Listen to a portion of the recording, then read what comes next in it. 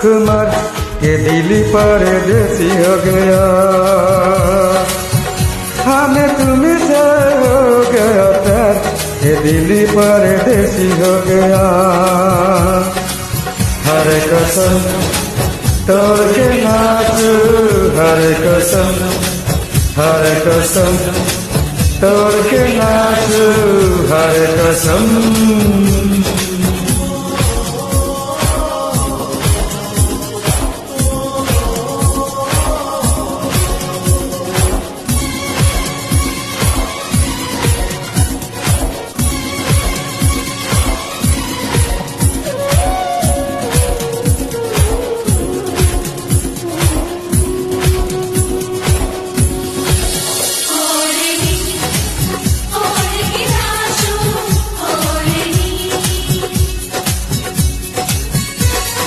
बोले चूड़ी आइलिया बोले आजा डोली लेके आजा साजना।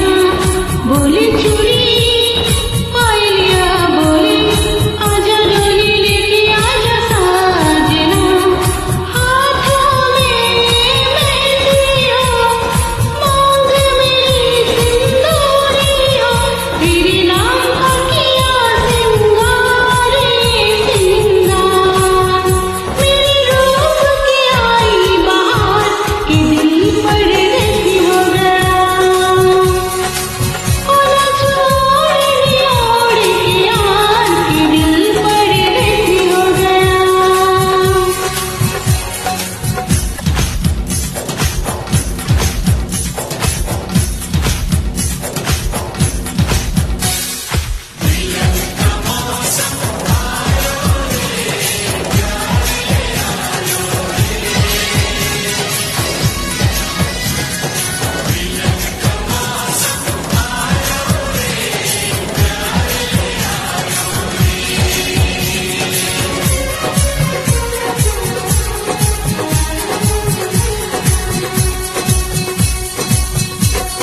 मैं तो तेरे नाम लिखूंगा पिया से ये कहानी एहसास की। मैं तो तेरे नाम लिखूंगा पिया से ये कहानी एहसास की। मिलना हो तो ऐसा हो, शादियों तक ना दूरी हो। मैंने बरसों किया इंतजार ओ दिलदार, बेकरारी मैंने भी किया करार के दिली परदेसी हो गया। ओ हमें तुमसे हो गए प्यार के दिली परदेसी हो गया।